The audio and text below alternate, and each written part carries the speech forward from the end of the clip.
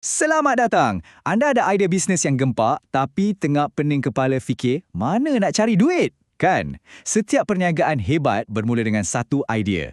Tapi nak jadikan idea itu kenyataan, selalunya memang perlukan modal. Dalam kupasan kali ini, kita akan rongkai satu persatu asas-asas pembiayaan perniagaan. Okey, jom kita mulakan perjalanan ni.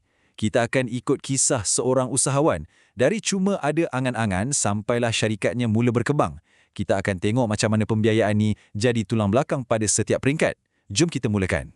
Jadi, soalan pertama sekali, kenapa modal ni penting sangat? Duit ni bukan setakat untuk beli barang tau. Ia ibarat nadi yang pam darah ke seluruh syarikat. Dan biasanya, ia akan mengalir ke dua bahagian utama. Cuba bayangkan modal ni macam minyak roket untuk bisnes anda. Satu, ia diperlukan untuk bina roket tu sendiri. Macam beli mesin, ubah soi pejabat. Tapi, ia juga diperlukan untuk perjalanan harian, iaitu kos operasi.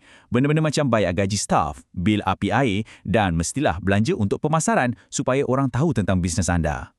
Bila nak cari dana, anda akan sampai ke satu simpang penting. Secara asasnya, ada dua jalan utama. Pertama, pembiayaan equity, di mana anda jual secebis syarikat anda untuk dapatkan tunai.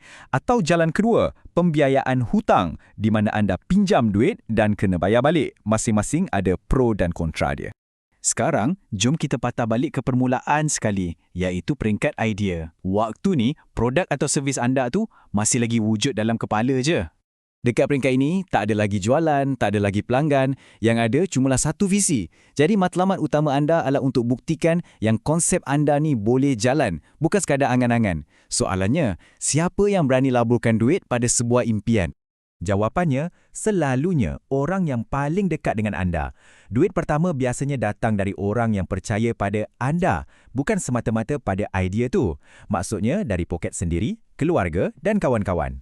Pada tahap ni, bank mungkin takkan pandang lagi. Sebab tu kita panggil ini pembiayaan benih, modal untuk semai idea pertama.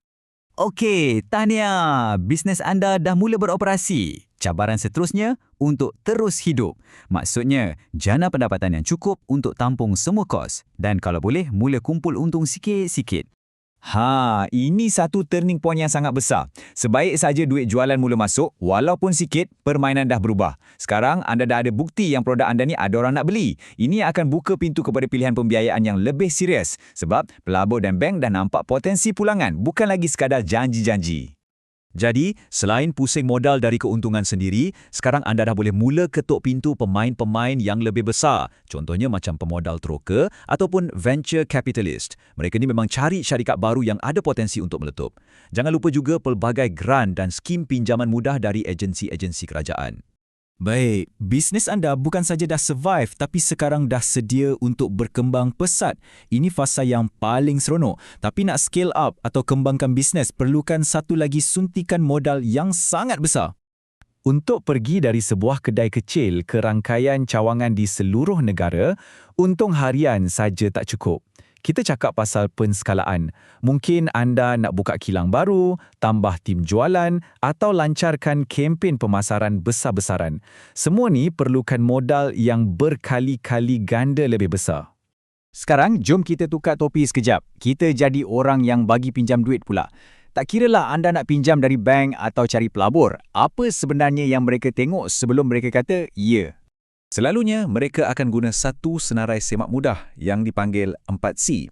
Pertama, kepribadian anda. Boleh percaya ke tak orang ni? Rekod bersih tak? Kedua, keupayaan. Bisnes anda buat duit tak untuk bayar balik hutang? Aliran tunai sihat? Ketiga, modal. Berapa banyak duit anda sendiri yang dah tergolek dalam bisnes ni? Dan akhir sekali, keadaan pasaran. Ekonomi tengah okey ke tak? Industri anda tengah naik atau turun? Dan bagi kita di Malaysia, sudah tentu ada satu lagi pertimbangan penting, iaitu mencari pilihan pembiayaan yang patuh pada prinsip-prinsip syariah. Jom kita tengok beberapa contoh. Pertama, ijarah. Bayangkan anda perlukan satu mesin yang mahal. Melalui ijarah, bank Islamik akan beli mesin tu dan kemudian sewakan atau pajakkan kepada anda untuk satu tempoh masa. Senang cerita, ia macam konsep sewa-beli. Jadi anda tak perlu keluar duit yang banyak sekaligus. Seterusnya, kita ada wakalah. Konsep dia macam ni. Anda lantik bank sebagai ejen atau wakil anda untuk laburkan dana anda dalam projek-projek yang patuh syariah. Bank akan uruskan pelaburan tu dan apa-apa keuntungan yang dapat akan dikongsi bersama ikut persetujuan. Dan akhir sekali, Ar-Rahnu. Ini rasanya ramai yang dah biasa dengar. Ia adalah sistem pajak gadai Islamik. Kalau anda perlukan wang tunai segera, anda boleh cagarkan aset berharga macam barang kemas. Anda akan dapat pinjaman dan aset anda akan disimpan dengan selamat. Semuanya mengikut kerangka syariah. Jadi, kita dah lihat keseluruhan perjalanan pembiayaan dari satu impian sampailah menjadi sebuah perniagaan yang berkembang. Faham setiap peringkat dan kriteria ni adalah langkah pertama untuk bina tapak kewangan yang kukuh. Idea anda mungkin dah sedia. Persoalannya sekarang, adakah pelan pembiayaan anda cukup mantap untuk menyokongnya? Langkah seterusnya di tangan anda.